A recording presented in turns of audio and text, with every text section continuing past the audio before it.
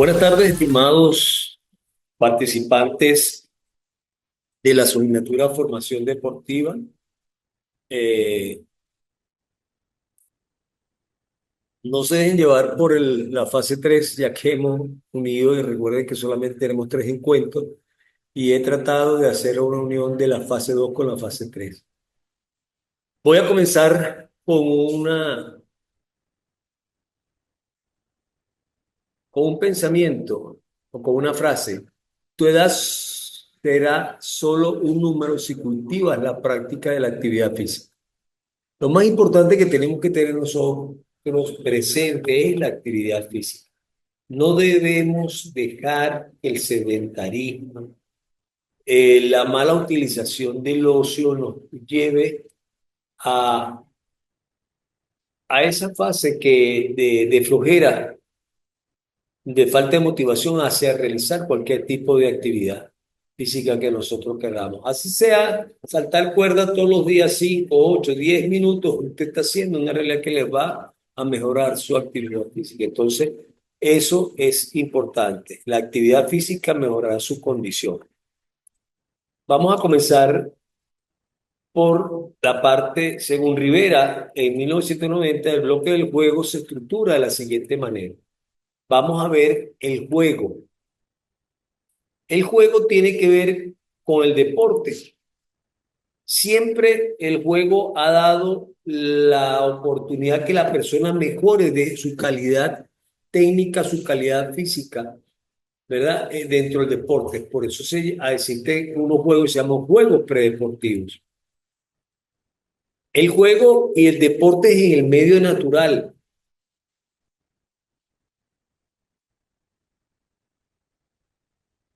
El juego recreativo. Siempre el hombre tiene derecho, así como tiene a la práctica deportiva, a la actividad física, tiene derecho también a la parte recreativa. Y existen juegos recreativos. El deporte como tal tiene sus juegos predeportivos, como ya lo había anunciado. Tiene también el deporte adaptado, tiene el deporte reducido. Y eso nos da a nosotros que de por sí el juego actúa en el deporte, a su vez de los juegos, ese deporte se realiza o se forman los juegos deportivos, los adaptados y los reducidos. Luego en los juegos y deportes del medio natural tenemos de acuerdo al entorno, ¿verdad? Eso nos va a dar una forma inmediata de realizarlo, también nos da la parte de lo que tengamos más cercano en el medio natural y los lejanos. Por ejemplo, aquellas personas que tienen un espacio pequeño, pero lo utilizan. Eso sería la parte inmediata. Si tengo un parque, hago el juego en el parque, y si tengo aquello que les gusta el senderismo, ¿verdad? El anteriormente llamado montañismo o excursionismo, también lo tenemos allí como una forma lejana. Dentro de los juegos recreativos tenemos el alternativo, tenemos los juegos tradicionales y los juegos autóctonos, los juegos populares y el tradicional infantil. Es indiscutible que nuestras nuevas generaciones muchas veces se asombran de cómo nuestra generación, ¿verdad? De los años finales de los 50, 60, 70 y hasta los mismos 80, porque son personas que tienen, nacido en los 80, tienen hoy en día 45 años. Pero esta nueva generación no se dan cuenta de cómo las personas se divertían, y muchas veces a través de esos juegos que de alguna manera han perdido, ¿verdad? La transmisión de generaciones en generaciones. Más que todo en las partes citadinas, más no así en los pueblos, que mantienen esa parte tradicional, mantienen la parte autóctona, la parte popular, ¿verdad? Por ejemplo, nosotros podemos hablar aquí del Táchira, la vuelta al trompo en Bogotá. Eso es una de las cosas que se lleva y ha sido de una manera popular y de gran tradición en nuestro estado. Fases y etapas del juego en una sesión de clase. Es importante conocer que cómo nosotros podemos realizar el juego en una sesión de clase. En la fase inicial de la clase, nosotros tenemos el objetivo es la elevación de la temperatura de forma progresiva que se deben realizar los ejercicios de forma cefalocaudal, es decir, iniciando de la cabeza a los pies en sentido o en sentido contrario, ¿verdad? Con ejercicios de estiramiento y desarrollo de la movilidad articular, aproximadamente 10 minutos. En la clase anterior hicimos una explicación del por qué nosotros debemos realizar un acondicionamiento neuromuscular. Y vean ustedes que ahorita lo estamos tocando. ¿Por qué se repite? Porque es la parte más importante que nosotros tenemos que hacer. Un cuerpo bien eh, acondicionado trabajará de mejor manera a cualquier exigencia que se le pueda realizar, ¿ok? Y evitará lesiones. Entonces, esto es lo que nosotros tenemos que hacer cuando estamos en una clase, ¿verdad? Hacerlo de esta manera. Y recuerden, comenzar por la parte de la elongación o el estiramiento y luego después de realizar la movilidad articular. No realizar lo que comúnmente han estado realizándose en muchos gimnasios en los cuales tengo la oportunidad de visitar. Entonces ellos realizan una movilidad articular y estiran es al final. No, amigo, usted puede estirar al principio y puede estirar al final. ¿Qué es lo que pasa? Que si usted no estira al principio, téngalo por seguro que usted está yendo contra la natura. ¿Y cuál es la natura? Como ya lo dijimos en la otra clase, usted al abrir los párpados, usted se estira, ¿verdad? En la mañana, cónchale, hoy tengo que ir para clase o tengo que ir a X cosa. Esa es la forma natural de todo ser humano. Entonces, ¿por qué ir contra la natura? Eso es lo más importante. Se pretende lograr una correcta preparación del alumno o alumna para el objetivo principal que se plantea. Recuerde que siempre toda acción en clase debe tener un objetivo a lograrse, ¿verdad? Entonces es importante que para que se logre ese objetivo, comenzar con lo que ya anteriormente se ha estado notificando. Realicemos juegos activos, dinámicos, en los que todos los alumnos se vayan progresivamente involucrando. Eso nos permite a nosotros, ¿verdad? Romper el hielo, dar la monotonía. Y yo les digo muchas veces que cuando usted ve que un niño llega arrastrando los pies y tiene esa mirada o esos ojitos apagados, usted tiene que elevarlo. Entonces hagamos un juego. A ver, tú, a ver qué juego propones, vamos a hacer esto. Y eso nos permite a nosotros activarlos y de alguna manera incluirlos, ¿verdad? Y quitarle esa pesadez que de alguna manera o preocupación han traído de la casa. Porque no sabemos si el niño vio una pelea, el niño tuvo un percance con papá, con mamá, con algún hermano o algún compañero en la trayectoria. Y eso nos indica, o cualquier tipo de persona, ¿verdad? Que tenga muchas preocupaciones y llegue a la casa preocupado. Hey, activarnos con el juego, vamos a echar, échame un chiste, búscate esto. Entonces, eso nos ayuda. Aquí tenemos, por lo menos en la fase de los niños, el juego de policías y ladrones. Les voy a contar una anécdota. Yo hay veces que trabajo con muchachos de 17 años, 16 años en adelante. Y un día se me ocurrió hacer este juego de policías y ladrones capturando. Mira, yo no había visto, nunca me había reído tanto como en verdad el énfasis. Rompimos el hielo, pero fue aplicando todas las cosas que nosotros podemos tener en mi disciplina, que es el judo. Entonces, en un espacio que más o menos está alrededor de 24 por 10, sí, en 240 metros cuadrados, que es un espacio bastante largo aproximadamente, y ponerse a jugar y correr de aquí para allá y poner un timer de muy poca o una forma de descanso de llegada. Mira, esto es increíble, cómo uno se puede divertir con un simple juego que lo hicimos en las etapas iniciales o hemos realizado en la primera fase de la primaria.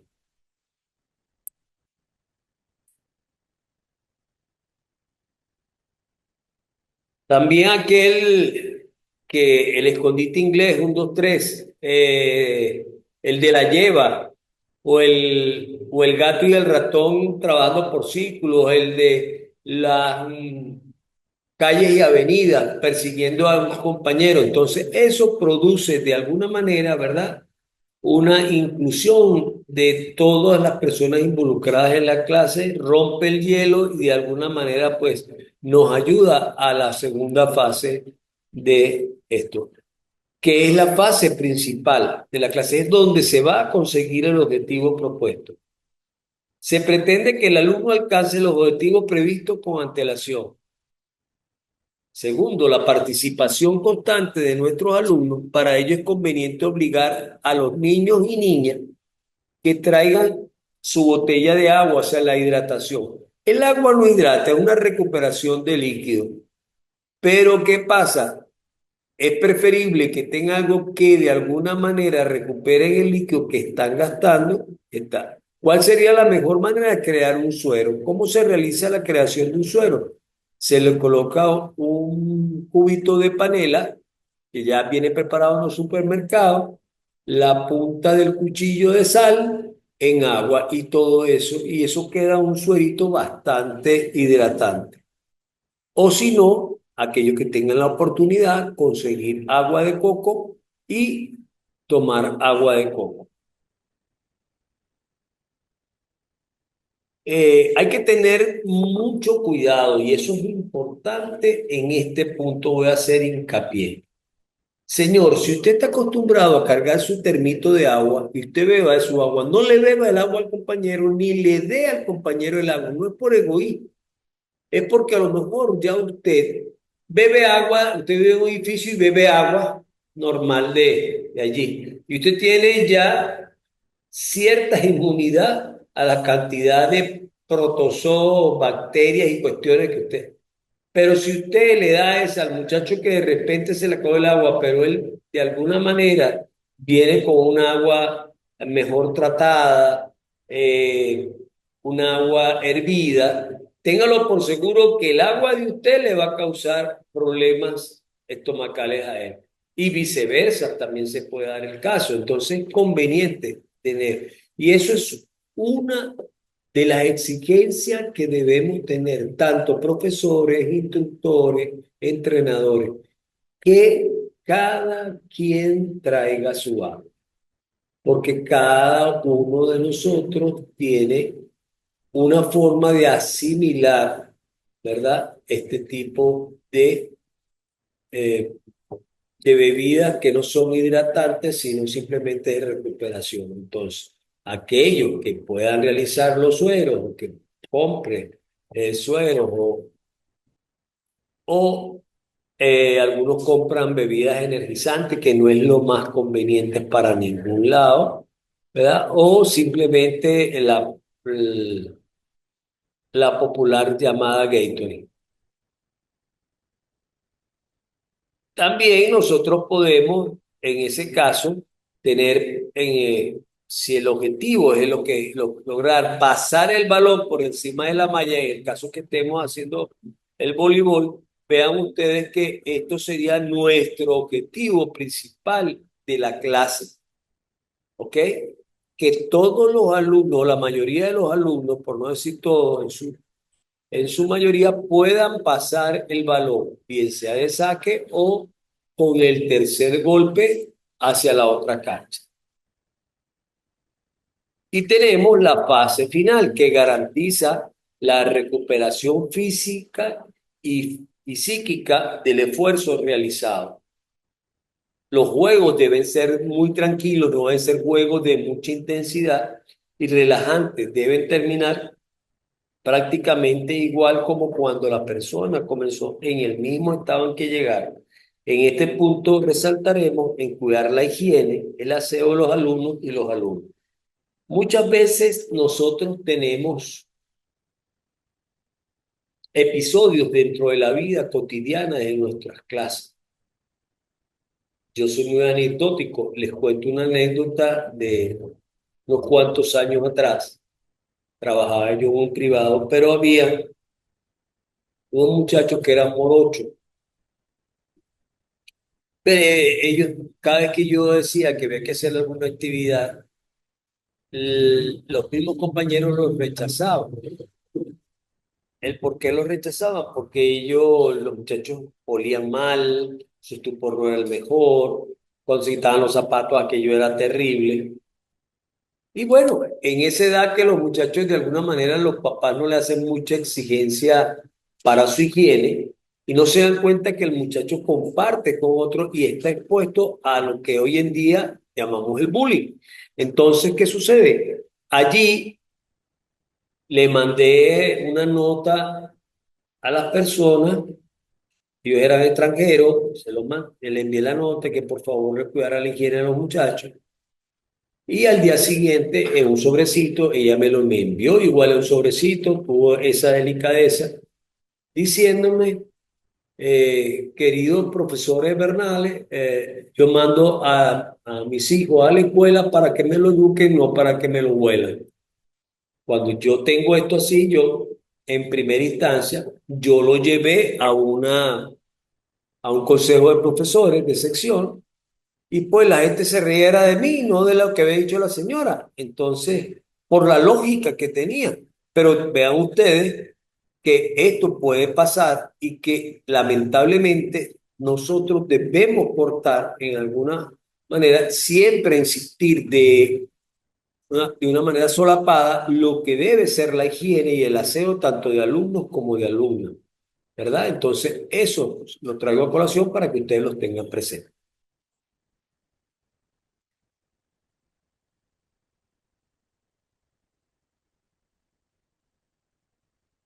En la final de clase, siempre hago una observación. Siempre debe realizarse. Si la clase tuvo mucha intensidad, debemos hacer trabajos de elongación. ¿Para qué? Para drenar el ácido láctico que se ha producido con la intensidad del trabajo.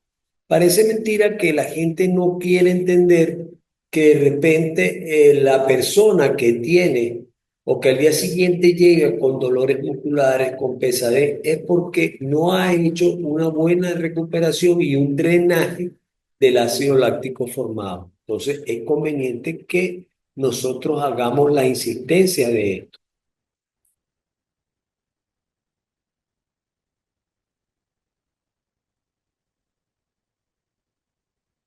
Aquí tenemos una clase donde dice, las partes de la sesión es la fase inicial.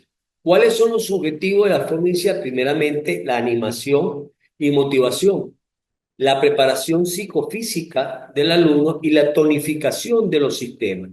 Yo les decía a ustedes en una oportunidad que muchas veces enviamos a una persona a realizar el trabajo del acondicionamiento neuromuscular y la persona comienza 1, 2, 3, 4, 5, 6, 7, 8, 9, 10 y no produce tonificación muscular. ¿Por qué? Porque la tonificación muscular debe darse de 8 a 12 segundos. 1, 2, 3, 4, 5, 6. ¿Ok? 7, 8. ¿Ves? Se dieron los 8 segundos, los 10, los 12, y ahí el músculo se va tonificando. Pero 1, 2, 3, 4, 5, 6, 7, 8, 9, 10, no, eso no produce nada. ¿Ok? Es importante. Y el calentamiento, u acondicionamiento neuromuscular debe producirse de 8 a 15 minutos. Minutos, parte completa. El calentamiento específico debe estar entre 3 y 5 minutos para que pueda evitarse alguna lesión, porque va a haber una exigencia localizada de algunos segmentos musculares y de articulaciones, por supuesto. Bueno, aquí los juegos son de motores, juegos motores de mediana intensidad para entrar de alguna manera, como lo dijimos al principio o a la locución de anterior, que la persona se va animando. En la parte principal se van a conseguir los objetivos o según los objetivos concretos de la sesión, los juegos que nosotros deberíamos realizar ahí son de alta intensidad, de desarrollo anatómico y orgánico, o sea, de exigencia física que produzca rompimiento de la homeostasis, ¿verdad? Para que sea efectiva el trabajo que nosotros estamos realizando. Y la fase final o vuelta a la calma es la recuperación psicofísica y la relajación. En el aspecto motor, nosotros tenemos baja intensidad, ¿verdad? Y se pone en manifiesto el aspecto sensorial. Perdón.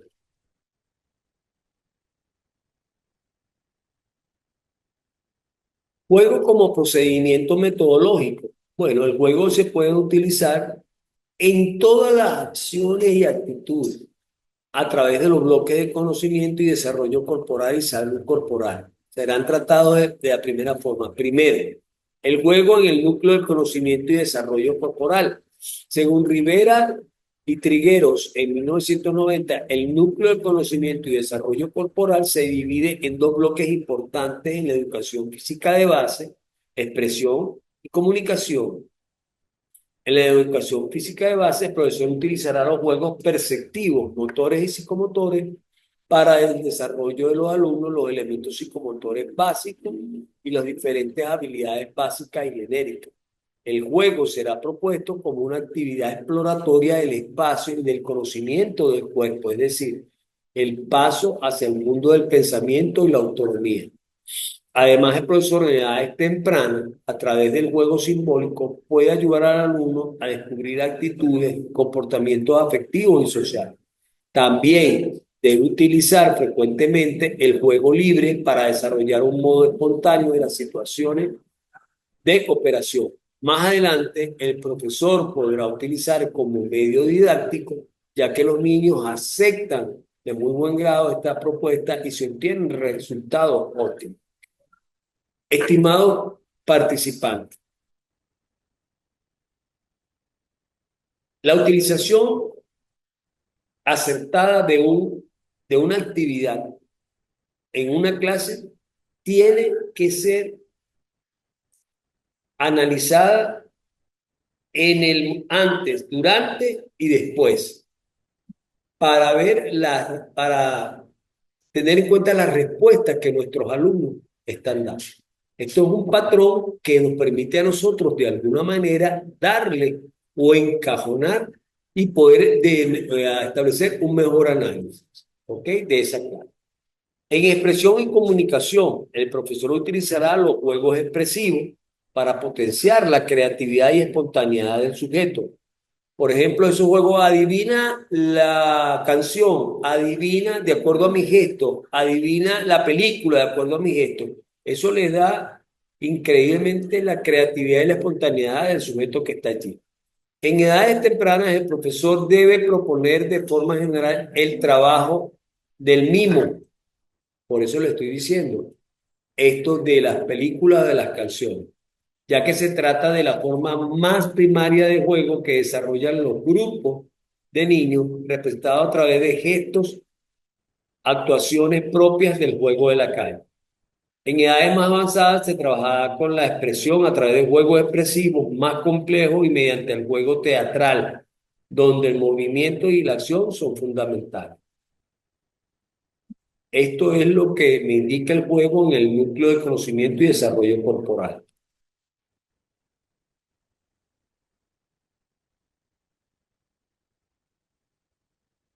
El juego como contenido, el juego educativo, indiscutiblemente es autónomo, que puede practicarse fuera de la escuela, dentro del ámbito escolar. El juego alcanza su máxima expresión al emplearlo con toda su magnitud y en todas sus manifestaciones. Para que el alumno progrese en su propio proceso de enseñanza-aprendizaje, el juego educativo debe tener los siguientes requisitos. Uno, permitir el desarrollo global del alumno. Dos, constituir una vía de aprendizaje de comportamientos cooperativos. Tres, permitir la participación constante de todo lo del alumnado, asumiendo cada uno su propio rol. Cuatro, procurar el equilibrio entre la actividad ludomotriz y el descanso. Suponer en todo momento un reto alcanzable. Primar el proceso y no el producto. ¿Cómo se realiza más? No quién gane o no. Eso es lo importante. El juego en el núcleo de salud corporal es el vehículo principal que usa el niño para moverse, para realizar actividad física. Entonces, este es un claro papel del juego. El juego es sinónimo de salud física y salud mental. La correcta realización de los juegos nos lleva a conseguir una buena calidad de vida y evitar lesiones. A través del juego se pueden trabajar hábitos de higiene. Muy importante.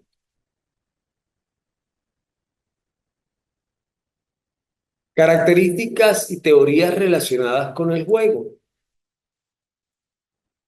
Debe ser placentero, no debe suponer ningún tipo de frustración. El juego no es para que la gente se frustre. Yo no entiendo por qué, y se lo digo muchas veces a los niños, usted viene a divertirse, sí. ¿Y por qué se pone bravo? Porque no ganó. El ganar o perder está dentro del juego, pero lo importante es la actividad que se realice allí. Natural y motivador. El juego es una actividad motivadora, por tanto la práctica es de forma natural. Hoy en día, cómo luchar con ciertos flagelos como con ciertos espectros como el TDAH, el síndrome de falta de atención e hiperactividad. Son estrategias que podemos tener con el juego para esas personas que han crecido. Todos tenemos niños, quienes trabajamos en el deporte, tenemos de niños con esas condiciones. Entonces tenemos que buscar, los tomamos en consideración, tú eres el capitán, realiza esto. Y ellos, de alguna manera, van desarrollando ese liderazgo y esa forma natural de compenetrarse con el juego. Liberador, hay que entender que el juego es una actividad libre, voluntaria, donde nadie está obligado a jugar. La parte volitiva aquí tiene que ser muy importante. ¿Por qué? Porque es libre. Cada quien juega. No debemos forzar. El mundo aparte, la práctica del juego evade de la realidad, introduciendo al niño o a la niña o al adulto en un mundo paralelo y de ficción que le ayuda a lograr satisfacciones en la vida normal no alcanza. Cuando involucramos a los adultos o tenemos la oportunidad de trabajar con los adultos, observamos reacciones o acciones de los adultos que son peores que los niños. Es increíble. Tenemos un comportamiento, bueno, un adulto, un niño en cuerpo de un adulto. Así es. Entonces, vean ustedes la cantidad de bondades que nos permite el juego. Creador, la práctica del juego favorece al desarrollo de la creatividad y la espontaneidad.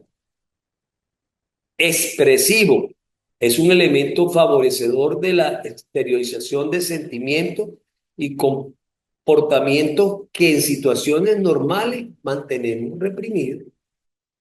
debemos ser muy expresivos. El juego te permite expresar y muchas veces a través del juego conocemos otras cosas, no solamente de los niños, sino también de los adultos. ¿Por qué? Porque recuerden que la parte conductual, el comportamiento de los seres humanos da un mejor estudio.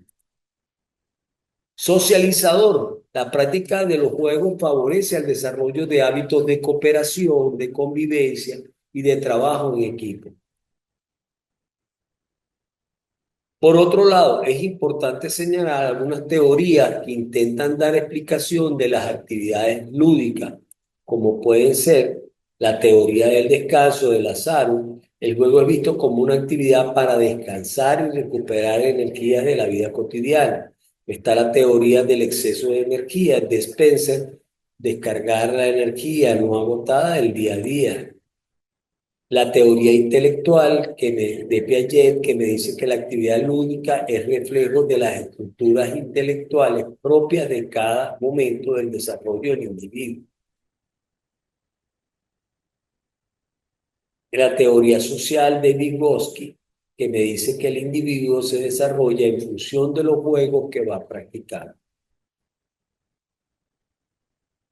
Es muy interesante esta teoría del juego. Debemos tenerla presente en nuestros sitios de esparcimiento, recreación y alguna propuesta que podamos hacer en alguna reunión que tengamos. El juego como método de trabajo.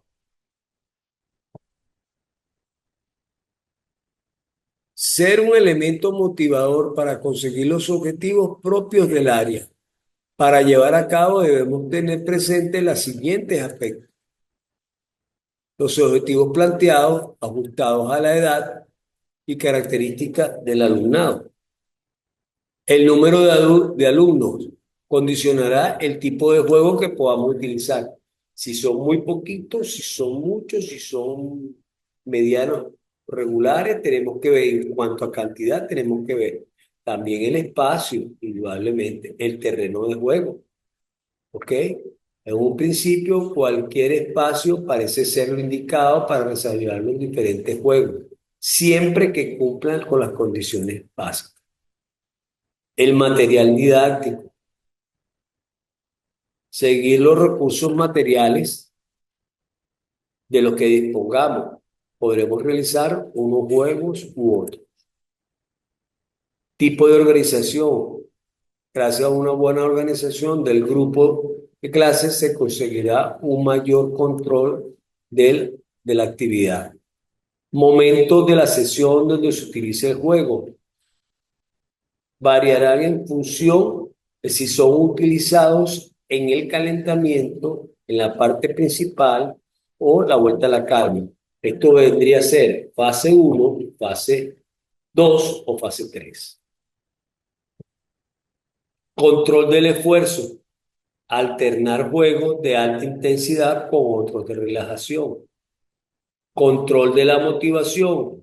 Es importante porque utiliza siempre los juegos más motivantes después de otros que sean menos.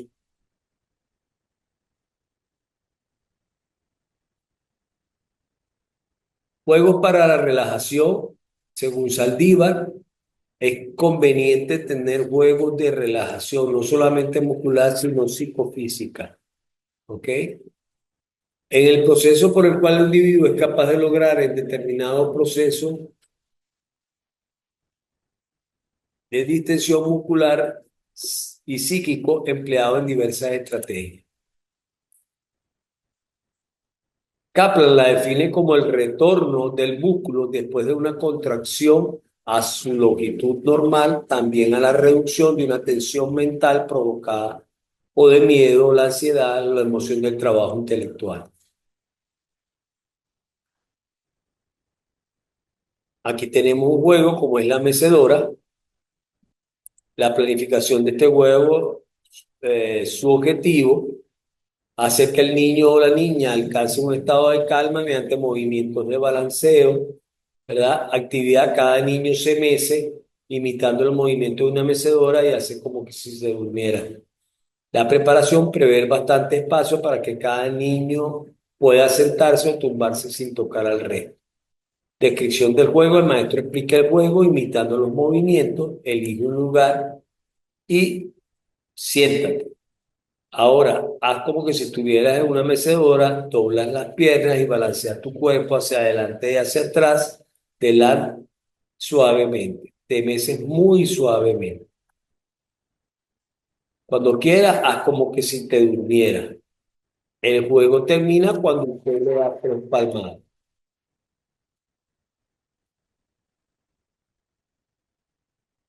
El juego del reloj del sol, tenemos la planificación, tenemos el objetivo, que es hacer que el niño o niña, mediante movimientos de estiramiento y distensión, puedan realizar esa actividad. Cada niño o niña indica que el cuerpo da las horas, desde las 12 hasta las 6.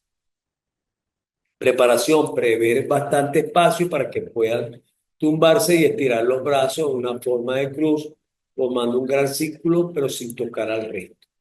Descripción del juego, vamos a jugar al reloj del sol, empieza explicando el juego, tú escuchas y miras, después lo haremos todos juntos.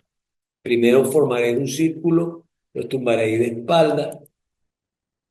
Cuando diga son las 12 todos iremos, colocaré los brazos por encima de la cabeza, pegados uno al otro, ¿verdad? Y así vamos haciendo, podemos conseguir enseñar el reloj, ¿verdad? Aunque hoy en día la mayoría de los relojes son digitales, pero aquellos relojes de aguja podemos enseñárselos a los muchachos. A medida que yo vaya indicando las horas, iré separando los brazos poco a poco. A las 6 vuestros brazos estarán junto a los muslos y podéis descansar. Cuando diga vuestro nombre, harás como si fueras un rayo de sol que se estire y después te levantarás con suavidad. Eso es. Bien, esta primera parte que nos llevó a hablar del juego y tener presente todas estas cosas importantes de que nos pueden llevar en cualquier tipo, como lo dije anteriormente, en una clase o en una reunión que tengamos y podamos tener esto. Vamos a hablar de los primeros auxilios. No debemos dejar escapar la posibilidad de poder formarnos dentro o tener el conocimiento de los primeros auxilios en cualquiera que sea el espacio que nosotros utilicemos. Siempre es conveniente tener de alguna manera una cajita de primeros auxilios donde tengamos, primeramente, vamos a tener, ¿verdad? Alcohol, gasas, agua oxigenada, unas tijeras, unas pinzas, un, un termómetro, guantes, curitas, ¿verdad? ¿Por qué razón ungüentos para los golpes y una linterna? Es muy importante esto, porque siempre debemos tener presente si en nuestro maletín de primer auxilio tenemos antipiréticos, antihistamínicos, preguntarle o tener el conocimiento de que esos niños no sean alérgicos a este tipo para poderles dar. ¿Por qué razón? Porque no se debe suministrar ningún tipo de medicamento de forma oral para que el niño no va a tener una reacción alérgica. Es indudable que hay personas que de repente son alérgicos a el alcohol eh, o al betadine o son alérgicos al agua oxigenada, entonces tenemos que tener un poquito de agua destilada para poder de alguna manera limpiar si existe algún raspón, alguna herida. Entonces es muy importante tener presente esto, los primeros auxilios, ¿ok? Siempre es conveniente manejar todo tipo de... Y una vez que nosotros salimos de eso, si la gravedad o la intensidad de esa lesión, pues tenemos que llamar a un médico o una ambulancia o estar. Vamos a hablar de la frecuencia respiratoria. Nosotros tenemos una frecuencia de 16 a 20 por minuto, ¿verdad? Alteraciones que podemos tener de esa frecuencia respiratoria por fiebre, por eso hablaba de los antipiréticos, ¿verdad? porque podemos darle Vaticlip y resulta ser que el niño acetaminofén y resulta ser que el niño o la niña son alérgicos. Entonces debemos preguntar. En enfermedades pulmonares crónicas, en un ejercicio intenso o enfermedades metabólicas. También tenemos que siempre manejar la frecuencia cardíaca de las personas, que es el bombeo de sangre que se realizará en el corazón en un minuto. Valores normales de 60 a 100 latidos cardíacos por minuto. Alteraciones, ejercicio intenso, enfermedad o estrés. Presión arterial es la presión que ejerce la sangre al pasar por las venas. 12,8 sería 120,80 mmHg. Eso es lo que nos indica a nosotros una presión arterial normal, pero no debemos confiar en esto. Siempre es conveniente hacer un trabajo de ver las variaciones de su frecuencia cardíaca y una vez decirle, tú vienes de gente que es hipotensa, hipertensa y poder conocer también si esa persona, su presión arterial es medida. Para eso existen aparatos, ¿verdad? Que pudiésemos utilizarlo en X momento para conocer la presión arterial de nuestros participantes. Temperatura, expresar el calor corporal que irradia el organismo, debe estar entre 36 a 37 grados. Alteraciones, puede haber alguna infección, ingesta de alimentos, estrés u otras enfermedades metabólicas. Se recomienda no hacer suministro de medicamentos. Nuevamente hago esta observación o sin conocer si la persona es alérgica. ¿Ve? En un accidente o evento tenemos que buscar respuestas. Uno, tomar por los hombros, mover suavemente y hablar en voz alta al oído. ¿Me escucha? ¿Estás bien? ¿Qué te pasó? No responde, pide ayuda. Hey, usted ayuda. Y un desfibrilador. ¿Por qué? Asegure la llegada de un desfibrilador y ayuda avanzada, bien sea del 171, del 911 o de alguien de los bomberos, para que podamos tener presente esa ayuda sea de una manera efectiva. Siempre hay un ABC. ¿Qué es el ABC? La vía aérea, la ventilación, la circulación. ¿Qué sería la vía aérea? Abrir la vía aérea, porque cada vez que hay un suceso hay personas que se aglomeran, quitan eso. Entonces hay que decirle que por favor siempre estén para una mejor abrir la vía aérea de esa persona. Primeramente es tomando, extendiendo la cabeza con la toma por debajo de la barbilla, ¿verdad? Y elevar el mentón, como se ve en la gráfica. Aquí podemos hacerlo, vean ustedes, entrada de aire a través de... Buscar ventilación, miro, escucho y siento. ¿Por qué? Mira el movimiento del tórax aquí. Escuche la respiración y sienta el aire que esa persona exhala. La circulación siempre tenemos todas, si tiene pulso, ¿verdad? Aquí en la arteria radial y aquí en la carótida. Tenemos también el auxilio de reanimación cardiopulmonar, conocido por la reanimación CPR, ¿verdad? Entonces, ahí tenemos que ver, mantener los codos estirados, colocar los hombros directamente encima de las manos con el peso de la parte superior y presionar, ¿ok? Siempre debe hacerse de esta manera. Presiona el pecho hacia abajo, unas 2 pulgadas, 5 centímetros, para que puedas tener con firmeza a un ritmo bastante de 100 a 120 compresiones por minuto. O sea, tiene que ser rápido. Respiración boca a boca es otra de las cosas. Tienes que elevar el mentón, abrirla, tapar la fosa nasal y poder de alguna manera respirar allí para que la persona se reanime. Aquí lo dice fácilmente, cubrir firmemente con la boca a boca con la persona afectada, cerrar la nariz apretando con los dedos, mantener la barbilla levantada y la cabeza inclinada dar 2 insuflaciones. Cada insuflación debe tomar alrededor de 1 segundo y hacer que el pecho se levante. Eso es una respiración boca abajo. El RCP en niños.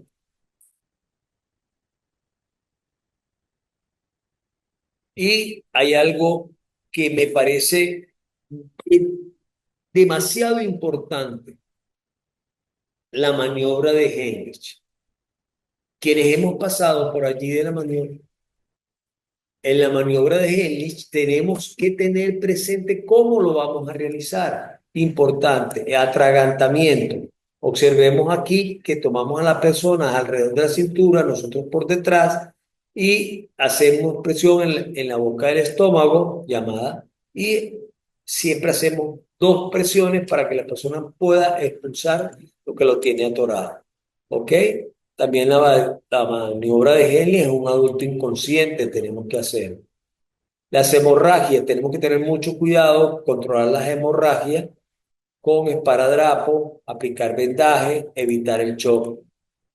Tenemos aquí aplicación directa sobre la herida, aplicar más esparadrapo si es necesario, haciendo presión y un vendaje compresivo hasta poder llegar al torniquete o presionar la arteria que de alguna manera está emanando todo esto para poder captar. Bien, ¿cuáles son las asignaciones? Primero, ¿cómo se realizaría la maniobra de Helen en un adulto? La importancia de hacerlo y conocer nuestro ambiente familiar. Realizar un video donde se aprecie el RCP. Para mí, si no puedo hacer el video, explique cómo debe hacer el RCP. ¿Cómo harías para contener una hemorragia en un brazo? Explique qué haría antes de comenzar una actividad física y cómo lo implementaría. Explique qué tipo de juego propone de una actividad física y hay una sexta que es hablar sobre los circuitos de entrenamiento.